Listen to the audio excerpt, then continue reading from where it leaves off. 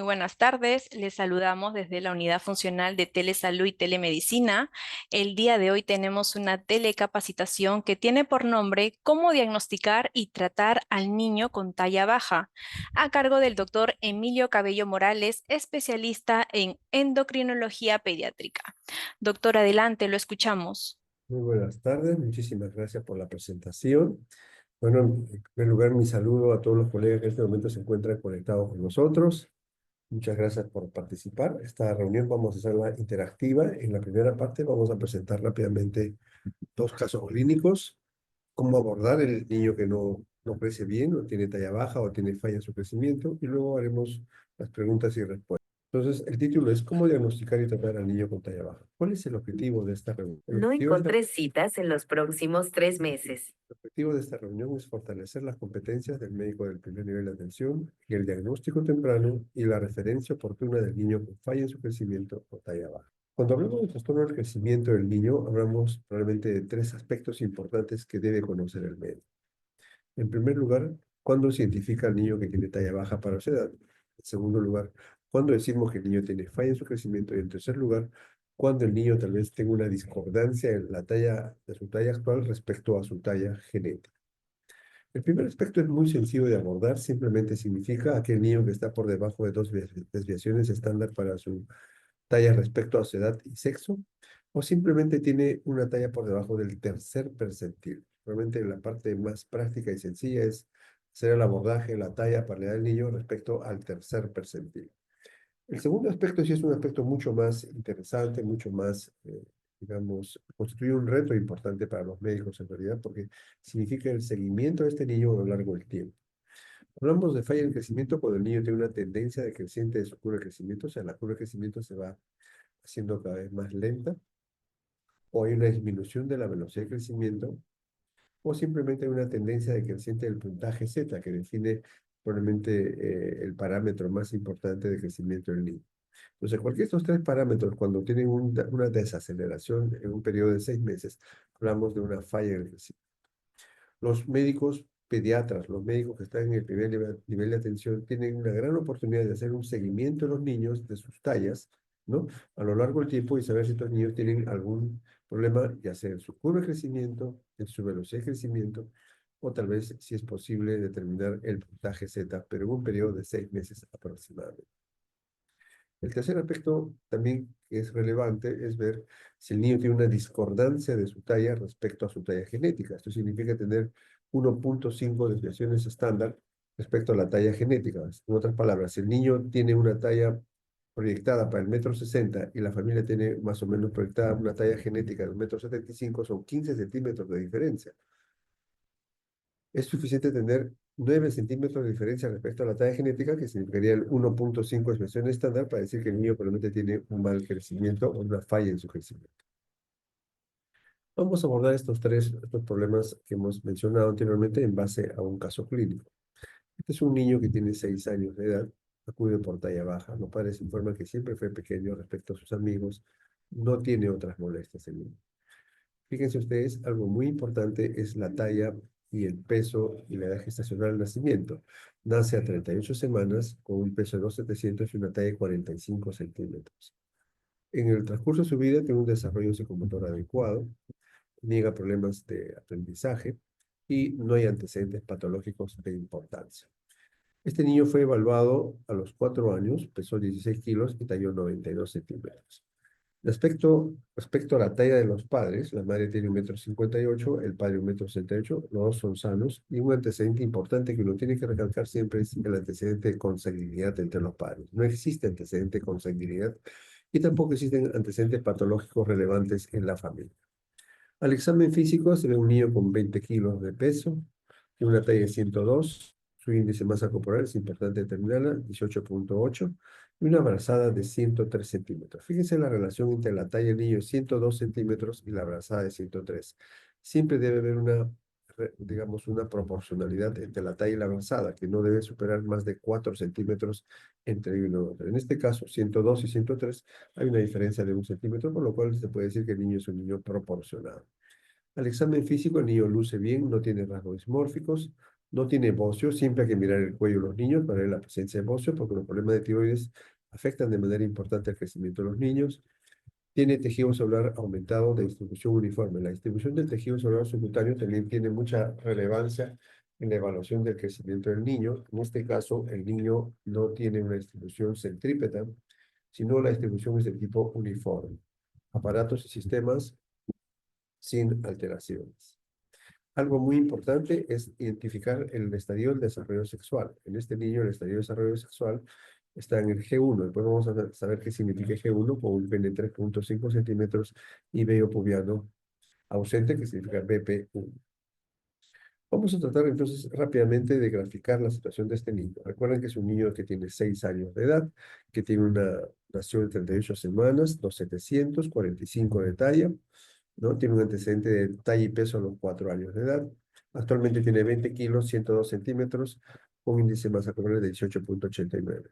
Si graficamos inicialmente el peso y la talla, ¿no? Para ver la parte antropométrica, ven ustedes que las dos tallas, tanto de los 4 años como los 6, están por debajo del tercer percentil. Entonces, lo que podemos decir que este niño sí tiene una talla baja porque su talla está por debajo del tercer percentil. La segunda pregunta sería, ¿existe una tendencia decreciente en la curva de crecimiento? Es muy difícil saber a veces a simple vista si existe o no una depresión de la curva de crecimiento. A veces cuando es muy notorio, sí pues se nota que el niño está en este punto y luego otro punto está mucho más abajo. Pero en este caso es muy difícil de percibir si el niño tiene una curva de crecimiento. Por eso siempre es bueno echar mano al siguiente parámetro que sería la velocidad de crecimiento. Si el niño creció entre los 4 años y los 6 años de 92 a 102, significa que creció 10 centímetros. Por lo tanto, en esos 2 años el niño habría crecido 5 centímetros por cada año. La pregunta es, por lo tanto, si 5 centímetros por año representa una velocidad de crecimiento adecuada o no adecuada para este niño. Para ello lo llevamos a una tabla y vemos las velocidades de riesgo. Esto es lo que los médicos deberían de conocer, ¿sí?, de primera instancia. ¿Qué significa una velocidad de riesgo? Cuando el niño tiene menos de 4 años, una velocidad por debajo de 7 centímetros por año es una velocidad de riesgo. En otras palabras, ningún niño debería crecer por debajo de 7 centímetros si está por debajo de 4 años de edad. Cuando el niño tiene 4 años, como el caso de nuestro paciente, entre el inicio puberal, que puede ocurrir entre los 8, 9, 10, 11 años, el niño debe crecer siempre por encima de 5 centímetros, o sea, mínimo 5 centímetros por cada año. Y durante la pubertad no debería crecer por debajo de 7 centímetros. Identificar las velocidades de riesgo son aspectos importantes para identificar al niño que falla en su crecimiento. En este caso, la pregunta sería, ¿el niño tiene una falla en su crecimiento o está creciendo en un límite de su velocidad? Diremos que está creciendo en un rango adecuado, porque son 5 centímetros cada año, ¿no? Eh, no tiene pues una alteración de su velocidad de crecimiento. ¿Correcto? Entonces, hasta ahora podemos identificar que el niño tiene una talla baja por debajo del tercer percentil, ¿no? Pero su curva de crecimiento no parece una curva con tendencia decreciente. Su velocidad de crecimiento nos demuestra que el chico está creciendo armónicamente en 5 centímetros cada año. Vamos al siguiente parámetro, que sería, ¿cuál es el probable diagnóstico de este niño? Entonces, el diagnóstico de este niño hasta ahora sería un niño con talla baja. No podemos aseverar si tiene o no falla en su crecimiento. Habría que identificar otros parámetros para ver si tiene falla en su crecimiento. Como decíamos, la falla en crecimiento es un parámetro dinámico que hay que verlo a lo largo del tiempo, ya sea en una tendencia decreciente en la curva, una disminución de la velocidad de crecimiento a lo largo del tiempo o una tendencia creciente del puntaje Z de la talla. En este caso, simplemente podemos llegar a la conclusión que el niño no tiene una talla baja. El siguiente tema es cómo abordar a este niño, pero un abordaje de manera integral para, digamos, llegar a un probable diagnóstico y tal vez instaurar alguna medida terapéutica en este niño. Entonces, acá hay 3 aspectos importantes. Uno es algunos aspectos que deben enfatizarse durante la anamnesis. El segundo aspecto es el examen físico y el tercero es qué exámenes auxiliares solicitar. Esto vamos a orientarlo fundamentalmente a lo que haría el médico en el primer nivel de atención o el médico pediatra que está en un lugar donde, digamos, no tiene acceso a otros especialistas. Entonces, la pregunta es, ¿qué hacer? ¿Qué enfatizar en la anamnesis?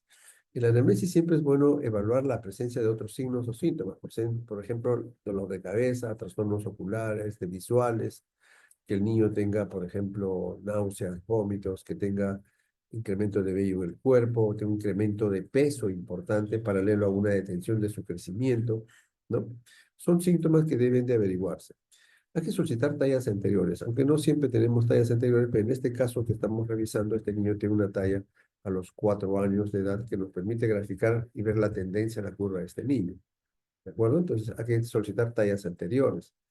Luego hay que verificar el peso y la talla de nacimiento. Ese es un aspecto importantísimo que siempre recalcamos nosotros, porque muchas veces hay niños que tienen la condición de ser pequeños para su edad gestacional y pasan desapercibidos a lo largo del tiempo. ¿De acuerdo? Entonces, en este niño tenemos 38 semanas con 2,700 y 45 centímetros de talla. Entonces, revisar si tiene una condición de pejo o no es muy importante. Estimar la velocidad de crecimiento es otro aspecto importante. En este caso estamos estimando 5 centímetros por año, que al final de cuentas sería una velocidad de crecimiento adecuada para la edad del niño. Y luego estimar la talla genética. Vamos a ver cómo estimamos la talla genética. En el aspecto del examen físico, ¿qué debemos enfatizar? Siempre es bueno graficar la curva de crecimiento. Hay que trasladar el peso, la talla y cualquier otro parámetro a la curva de crecimiento. Eso es bien importante. La identificación de rasgos dismórficos por parte del médico es sumamente importante. Hay que ir a buscar rasgos dismórficos en la cara y en las manos y los pies. Hay que evaluar las proporciones corporales del niño para ver si no es un niño con talla baja desproporcionada. Y es muy importante saber cómo identificar el estadio de desarrollo sexual según los criterios de Tanner en el. Y finalmente, cuando uno está en el primer nivel de atención o es médico pediatra en general, lo que tiene que hacer mínimo es solicitar un EAT-12. Y cuando crea conveniente, probablemente solicitar la interconsulta al médico especialista. Bueno, ¿cómo estimar la talla genética o la talla diana? Es un aspecto sumamente sencillo. Simplemente graficamos, sumamos la talla del padre, en este caso fue 168, más la talla de la madre, 158,82. Si es varoncito, le sumamos 6,5. En el caso de nuestro paciente es un varón, por lo tanto, la talla genética de este niño sería 1,69 m. En el caso de la mujercita, restamos 6,5 y sería 1,56 m. Entonces, simplemente es la talla de los padres entre 2 más 6,5 si es varón y menos 6,5 si es mujercita. Estos son estándares ya internacionales que se usan en todas partes del mundo. Están estimados en base a cálculos matemáticos, porque la talla, a diferencia del peso, es una variable simétrica que nos permite proyectar la talla final adulta o estimar tallas, digamos, probables, hacer proyecciones de tallas finales en el niño. Respecto a herramientas adecuadas que uno debe utilizar, es bueno contar siempre con una buena balanza, un buen talímetro. Actualmente ya felizmente han salido algunos, digamos, software que son muy fáciles de aplicar. Por ejemplo, el PET-Z es uno de ellos que nos acabamos de poner, que nos permite calcular la talla genética, nos permite calcular el índice de masa corporal, el puntaje Z. O sea, nos da muchas variables que son muy importantes que pudieron ser muy útiles. El PET-Z. ¿Cómo identificar rasgos dimórficos? Simplemente hay que ver la cara del niño, si tiene algunos rasgos dimórficos en la naricita, en las orejas, en la boca, en la forma de los ojos, etc. Y ver las manos y los pies. En esos dos lugares probablemente hay que buscar adrede algunos signos dismórficos o rasgos dimórficos. Por ejemplo, la presencia de quinodactilio, este enturramiento del quinto dedo, ¿no? La línea simiana, un dedo adicional, la implantación baja de las orejas respecto al ángulo externo del ojo, o la separación de los ojos en el hipertenórico. Son cosas que uno tiene que buscar, o un filtro largo de la base de la nariz hacia el labio, del labio superior, un filtro muy largo también puede ser, son signos o rasgos dismórficos menores, que sumados 2 o 3 pueden dar un signo dismórfico mayor o un síndrome cromosómico o genético. Evaluar las proporciones corporales también es muy importante. Decíamos que evaluar la talla del niño respecto a su talla genética, a su proporcionalidad en la avanzada es muy importante. Si el niño tiene 1,17 m y la avanzada es 1,18 m, está bien, es un niño proporcionado, porque debe haber simplemente una variabilidad hasta de 4 centímetros. En nuestro paciente, el paciente mide 1,2 m y su avanzada es 103, por lo tanto sí tiene proporcionalidad.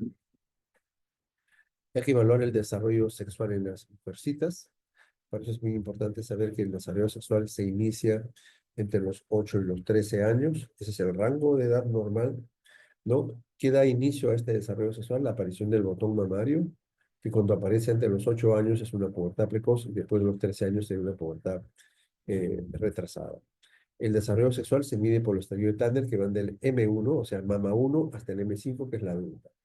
El M3 es importante identificarlo, simplemente corresponde al estadio donde la mama hace una suerte de triángulo, ¿no? Donde ya el desarrollo de la mama sobrepasa el borde de la areola. Y es importante identificarlo porque es el estadio de máximo crecimiento en las niñas, ¿no? Es el estadio donde crecen mucho más las niñas. También es interesante conocer que entre un estadio y otro pueden transcurrir de 12 meses a 15 meses digamos, de tiempo entre un estadio y otro.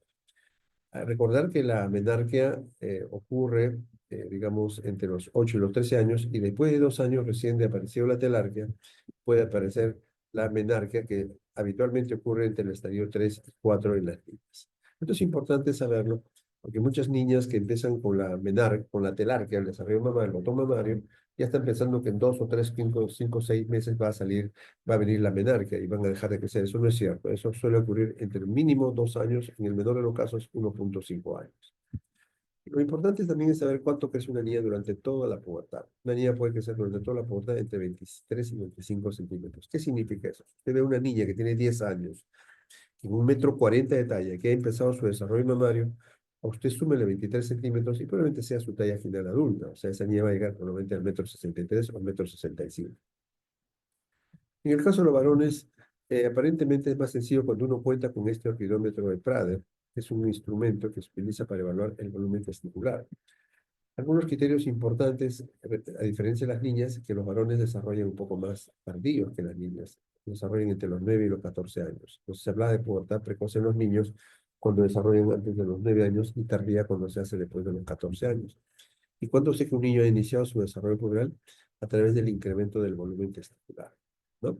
El volumen testicular es el parámetro más importante que identifica justamente ese tema. Y los criterios de Tanner van justamente del estadio 1, G1, hasta el estadio 5. ¿Cuándo sé que el niño ha desarrollado su desarrollo testicular cuando el volumen testicular está por encima de 3 mililitros? ¿Qué pasa si yo no cuento con un orquidómetro de Prader? Simplemente hay que medir la longitud del testículo, en este caso el azulito, que es el más grande, que es el estadio volumen 3. Si pasa de 2,5 centímetros de longitud, entonces podemos decir que realmente hemos ingresado al volumen 4 y estamos iniciando el desarrollo puberal. ¿De acuerdo? El estadio 3 es importante diferenciar del estadio 2 porque el estadio 3 significa un incremento en la longitud y grosor del pene. En el estadio 2, que significa básicamente un Prader 4, 5 y 6 de volumen testicular, no hay crecimiento del pene. Esto significa que cuando uno evalúa a un niño y tiene un pene ya en mayor longitud y grosor, significa que ese niño no está por debajo del tercer percentil, del tercer estadio de desarrollo sexual. Ya pasó el tercer estadio de desarrollo sexual, pues entre el 3, 4, ¿no? Y probablemente eso es un aspecto importante. La máxima tasa de crecimiento en los varones se da en el estadio 4, a diferencia de la niña que ocurría en el estadio 3. También los estadios pueden diferenciarse entre 12 y 15 meses. Y también la tasa de crecimiento en los varones es un poquito mayor, va de 25 a 30 centímetros. Repetimos, si usted tiene un niño varón de 10 años que ha empezado su desarrollo puberal a los 10 años, pues mira que es un crecimiento normal porque está empezando después de los 9 años. Si tiene 1,40 m, usted puede proyectar que ese niño probablemente puede llegar al 1,65 m o al 1,70 m de talla si empezó con 1,40 m el desarrollo puberal. El parámetro más importante que está a la mano y disponible para que todos los médicos, ya sea en el nivel primario de atención o cualquier nivel de atención, es la edad ósea. Y es una herramienta extremadamente importante que se mide simplemente en una simple radiografía de la mano izquierda, y para poder cotejarlo simplemente utilizamos el Atlas de Grigg-Pyle, que es un método que está disponible en la internet también. Uno pone Atlas Grigg-Pyle y le sale automáticamente por la internet y puede comparar la radiografía del niño con digamos, con el Atlas. Y la radiografía que mejor se parece en base a los núcleos de crecimiento, mira que esa probablemente corresponde a la edad ósea. Muchas veces preguntan por qué la mano izquierda y por qué la mano y no otra parte del cuerpo. La mano izquierda porque los investigadores de Grigg-Pyle simplemente hicieron radiografías de mano izquierda, no tomaron mano derecha. Por lo tanto, hay que compararlo con la mano izquierda. ¿Por qué la mano? Porque la mano, como ninguna otra parte del cuerpo, tiene muchos núcleos, tiene 31 núcleos de osificación. Entonces es muy fácil identificar el desarrollo óseo del niño a través de la mano. Retornemos un poco entonces a nuestro caso clínico. Lo que acá tenemos que hacer es integrar los aspectos relacionados a la antropometría, la talla genética y la curva de crecimiento. Fíjense ustedes acá algo importante: la curva de crecimiento del niño, el desarrollo puberal, estadio 1, el peso del niño, su talla genética. Entonces, la gran pregunta que uno se hace es, en un niño que está creciendo en este percentil de su crecimiento, con un índice de masa corporal que tiene este aspecto por encima del percentil 95, o sea, con obesidad, ¿no? Con una talla genética para 1,69 m. La pregunta es, ¿este niño llegará a su talla genética? ¿No? Esa es una de las grandes, digamos, interrogantes que uno tiene que resolver. Y en todo caso tiene que plantearse, ¿cuál sería la probable causa y qué hacer en este niño? ¿No? Más o menos para identificar la probable causa, uno puede, digamos, tomar la edad ósea. La edad ósea es un parámetro importante. En este caso vemos que la edad ósea del niño corresponde a 6 años. Para un niño que tiene, para un niño que tiene 6 años corresponde a 4 años de edad ósea, ¿no? Entonces, ¿qué significa eso? El retraso de la ósea puede ser un elemento importante que puede orientarnos de repente a una talla baja de tipo constitucional, pero sin embargo hay otros aspectos que uno tiene que evaluar siempre en el contexto general de la evaluación del niño, como hemos dicho inicialmente. La evaluación tiene que ser de manera integral. Entonces, cuando uno hace una evaluación de manera integral, siempre tiene que más o menos guiarse en base a este algoritmo. Decíamos que la talla baja de un niño puede ser simplemente un diagnóstico estático, donde la talla del niño está por debajo de 2 desviaciones estándar, o la talla del niño está en función a su falla de crecimiento porque el niño no tiene una curva decreciente de su talla o de su velocidad de crecimiento o una disminución de su puntaje Z. O simplemente la talla del niño no es concordante con la talla genética del niño. La talla genética es 1,75 m y el niño está creciendo hacia el 1,60 m. Entonces no hay concordancia en ese aspecto. Entonces, ¿qué debe hacer uno? Se hacen 4 preguntas. La pregunta inicial es, ¿el niño tiene segmentos corporales proporcionados? La segunda sería si tiene rasgo dismórfico. La tercera sería si tiene alguna comorbilidad asociada al niño. Y la última, ya que probablemente compete al especialista, es evaluar si tiene alguna alteración en el eje hormona de crecimiento IGF-1. El primer aspecto se puede simplemente medir las proporciones y ver si el niño es proporcionado o desproporcionado. Si el niño no es proporcionado, entraría al gran grupo de las displasias esqueléticas. Ver si el niño tiene algún rasgo dismórfico. Entonces, si lo tuviera, ingresamos al gran grupo de los niños que tienen algún rasgo dismórfico que puede corresponder a un trastorno cromosómico o genético. Y tienen alguna comorbilidad, como una cardiopatía, una insuficiencia renal crónica, una cirrosis tubular renal, un síndrome Cushing o algún otro aspecto, entonces entramos a una talla baja de tipo secundaria. Y un aspecto importante que solemos dejar de preguntar es si el niño nació PEG o no, digamos, en su nacimiento. Esto es bien importante, y especialmente aquel niño que nació PEG y no ha recuperado su talla a los 4 años, ese niño tiene que ser identificado. Cuando no sean ninguno de estos aspectos, por exclusión, uno puede ingresar ya a las deficiencias de hormona de crecimiento, donde se altera el eje hormona de crecimiento IGF-1, o simplemente no hay una alteración y entonces uno ingresa a un aspecto que actualmente se conoce como digamos, el dominio de las tallas bajas de causa no conocida a tallas bajas idiopáticas, en la cual se incluyen a la talla baja familiar y a la talla baja no familiar que tendría retraso de crecimiento o sin retraso de crecimiento, pero un retraso de la edad ósea. Retornemos nuevamente a nuestro caso clínico. Entonces, si vemos el aspecto en general, uno podría decir, y bueno, ¿y cuál es la causa probable de este niño visto en el panorama anterior? O sea, ¿cuál sería una probable causa? ¿Es una dismorfia? ¿Es un niño desproporcionado? El chico no tiene desproporción, no tiene dismorfias y aparentemente no hay una comorbilidad porque sus otros sistemas son normales. ¿Nació PEG? Habría que corroborar si nació PEG o no en base a la curva de Fenton. Y si no tuviera nada de eso, ingresaremos ya al otro aspecto que es el estudio mucho más minucioso del hormona de crecimiento IGF-1. En este caso, la pregunta sería, ¿cuál es la probable causa? ¿Será una talla baja familiar? No, porque la talla baja familiar no es baja. Para ser baja debía estar debajo de 160 centímetros. El chico tiene 169. ¿Será una talla baja no familiar? Pudiera caer en ese contexto porque tiene retraso de todo. ¿Será un niño PEG que nació PEG pero no tuvo una recuperación de crecimiento a los 4 años? Habría que evaluar en base a la curva de Fenton. ¿Será un hipotiroidismo? Habría que evaluarlo en función de sus hormonas tiroideas. ¿Será un síndrome de Cushing? No tiene antecedentes de haber recibido corticoides en forma prolongada. ¿Será una deficiencia de hormona de crecimiento? Cae también esa posibilidad que habría que descartar. Pero de todas maneras, uno en el contexto va planteando algunas posibilidades. La pregunta más importante es si este niño nació PEG o no. Y para saber si nació PEG o no, uno tiene que ver, este niño nace con 38 semanas, ¿no? Y con 45 centímetros. Si cruzamos, este niño estuvo por debajo del tercer percentil. Para ser PEG debe estar debajo del 10º percentil. O sea, este niño sí nació PEG. Y es un hecho importante porque hasta los 6 años nadie lo identificó como un niño PEG. Entonces, el médico sí puede identificar esta opción. Y respecto a su peso, cuando nació con 2,700, no es PEG por el peso, es PEG por la talla. Entonces, a veces hemos tenido el concepto que el niño PEG solamente es por debajo de 2,500 a término, pero no, también hay que verlo en función a su talla. En este caso, el diagnóstico sería un niño pequeño para su gestionar que no ha tenido una recuperación de su crecimiento a los 4 años de edad. Estamos viendo al niño a los 6 años de edad. Por lo tanto, la recomendación para mejorar su talla final adulta sería el uso de hormona de crecimiento. La hormona de crecimiento en estos niños que nacen pequeños para su edad, que constituyen, ¿no? Decíamos que son aquellos niños que nacen con peso talla por debajo del décimo percentil, constituyen del 5 al 7% de todos los niños que nacen, digamos, en un establecimiento de salud. En general, por ejemplo, en nuestro país nacen 600.000 niños por año. El 5%, o sea, significa que hay 300 niños, por lo menos, 300 niños PEG a nivel nacional. O sea, pero esos niños probablemente no son identificados como tal y siempre terminan en una talla baja, más baja de lo normal con respecto a su talla familiar. Las recomendaciones de uso de hormona de crecimiento para niños con pequeños, nacidos pequeños para su edad gestacional, es recomendado tanto por la Sociedad Europea, la Americana, la Japonesa y otras sociedades del mundo. Recomiendan manejar hormona de crecimiento en los niños con nacidos pequeños para su edad. Por lo tanto, es importante identificarlos precozmente para tratarlos oportunamente también a estos niños. ¿De acuerdo? El estudio más importante es el estudio doble ciego realizado por Van Pareren. Es un estudio que se realizó en niños pequeños para social, fíjese, en un promedio de edad de 8 años, tardíamente, no fue tan pequeños, con tres dosis, ensayaron 3 dosis, 33 microgramos por kilo por día, 67 microgramos por kilo, y un grupo control.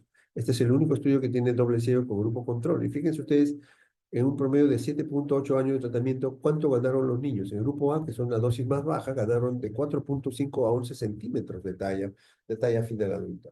Y los niños del grupo que recibieron una dosis mayor ganaron de 5 a 14 centímetros. Entonces, tener a un niño de 1,60 m que va a ganar 14 centímetros al 1,74 m, creo que sí es importante identificarlo precozmente porque la ganancia de talla en estos niños es muy importante.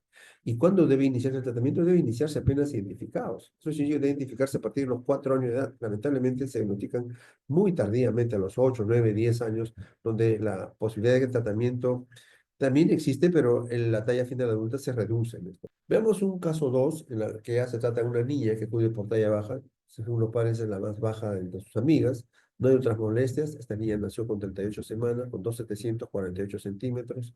Su desarrollo psicomotor es adecuado, hay que ver siempre el desarrollo psicomotor. La escolaridad es un diagnóstico que cursa del primer grado, pero a veces sin problemas. Tuvo dificultades para ingresar, pero actualmente rinde sin problemas.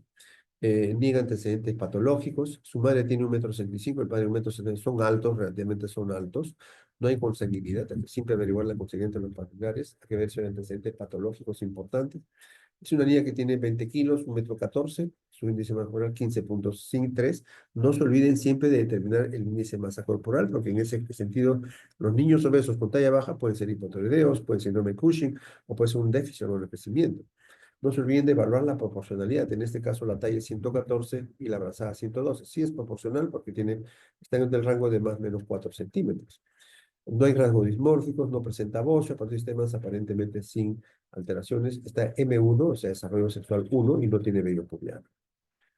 Entonces, graficamos a la niña, fíjense, está la niña, lo graficamos, y su talla baja está por debajo del tercer percentil, probablemente, y su talla genética es alta. Esta niña probablemente no va a llegar a esa talla genética.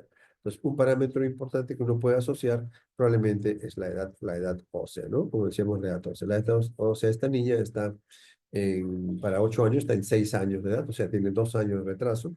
¿Y cuáles serían las probables causas? Entonces, uno empieza a dilucidar diferentes causas, posibilidades de causa, ¿no? ¿Cuáles serían las siguientes causas en esta niña? Igual ingresamos, primero a evaluar si es espeja o no espeja. Si una niña de 38 semanas, con 47 centímetros, no es PEG por talla y tampoco es PEG por el peso, está por encima del décimo percentil. Entonces, no es una niña nacida pequeña para su gestacional. ¿De acuerdo? Entonces, nuevamente nos vamos al flujograma y vemos si esta niña puede corresponder a alguna causa a la que estamos planteando en este aspecto, ¿no? Eh, Segmentos corporales, rasgos dismórficos, comorbilidades, y luego entramos a las tallas bajas, digamos, idiopáticas, que son la familiar fundamentalmente y la no familiar. Bueno, y la pregunta es, ¿esta niña, en el contexto de un primer nivel de atención, cuál sería el diagnóstico? Simplemente es una talla baja. pero las posibilidades de diagnóstico son mucho más amplias que probablemente en la primera, donde era una niña, era un niño con talla, nacido pequeño para su gestación que no recuperó su crecimiento. En este caso, el contexto realmente nos lleva a la posibilidad de otras opciones de crecimiento que pudieran estar relacionados a aquellas niñas que tienen, por ejemplo, rasgos numéricos muy sutiles que pasan desapercibidos cuando el médico no ha examinado claramente. Puede tratarse de una niña con cuello corto, o de repente una niña simiana, o una clerodactilia, y de repente un síndrome Turner, un síndrome Noonan, u otras opciones de crecimiento. O niños, indagar la opción de alguna otra opción relacionada, por ejemplo, a una cirrosis tubular renal, ¿no? A una deficiencia de crecimiento, hipotiroidismo, o simplemente que si nació PEG, ya hemos descartado que es PEG, y otras opciones ya relacionadas al eje hormona de crecimiento IGF-1. Entonces, el diagnóstico, el abanico diagnóstico se hace mucho más amplio en este caso. Entonces, probablemente la recomendación en este caso, si una niña que tiene una talla muy baja, probablemente es enviarlo al especialista, al endocrinólogo pediatra. Entonces, en general, ¿qué uno recomendaría? Esta niña habitualmente terminó en el endocrinólogo pediatra, pero llegó a los 9 años. ¿Cuál fue el aspecto del endocrinólogo pediatra en la revisión de esta niña? Hizo toda una evaluación. Hizo una edad ósea nuevamente y a los 9 años se mantuvo el retraso de edad ósea, pero vio otros aspectos porque la talla era muy baja en la niña. Era menos 2.9 desviación estándar, muy baja la talla. La función tiroidea estaba normal, el IGF-1 estaba en rango normal, o sea, no había déficit o no de crecimiento, tampoco había problemas con la función tiroidea. La FSH-LH para una niña prepuber está en rangos normales. Se hizo el descarte de acidosis tubular renal mediante un AGA venoso, el pH está 7.4 y tuvo bicarbonato de 24, que está en el rango aceptable para su edad. Se evaluó la opción de metabolismo calcio-fósforo y fósforo normal y vitamina D si estuvo baja, aunque no es la causa primaria, probablemente la talla de esta niña, porque no había otros aspectos, pero sí es importante identificar que esta niña tiene una deficiencia de vitamina D, ¿no? Porque está por debajo de los 30. Entre 20 y 30 es lo que uno llama, pues, insuficiencia, más que deficiencia, ¿no? Idealmente debe estar por encima de 30.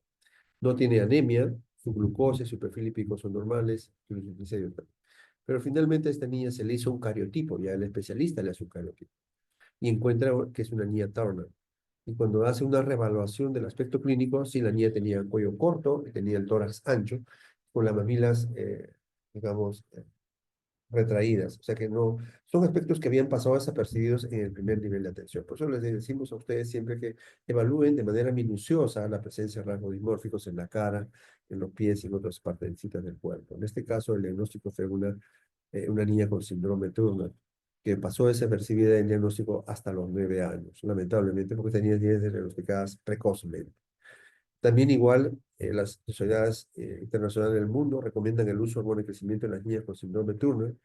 Cuanto más precoz es mucho mejor, porque se sabe que las niñas empiezan a perder talla a partir de los 4 años, pierden talla. Es un estudio interesante que es un seguimiento a largo plazo en las niñas con Turner, y se identifica que las niñas empiezan a perder talla a partir de los 4 años. Por lo tanto, el diagnóstico tiene que ser precoz, y el tratamiento también tiene que ser muy precoz, entre los 4 y los 6 años de edad. Y se ha demostrado que tratamientos precoces, como en este caso, niñas que dan de manera muy precoz, el crecimiento se recupera a su talla genética, ¿no? Y versus aquellas niñas que no son tratadas siguen siendo bajas por debajo de 2 desviaciones estándar. Entonces, sin lugar a dudas, identificar a las niñas con Turner también es otro gran reto que tienen los médicos en el primer nivel de atención para que sean derivados oportunamente y el especialista otorgue el tratamiento adecuado. Muchísimas gracias por haberme escuchado.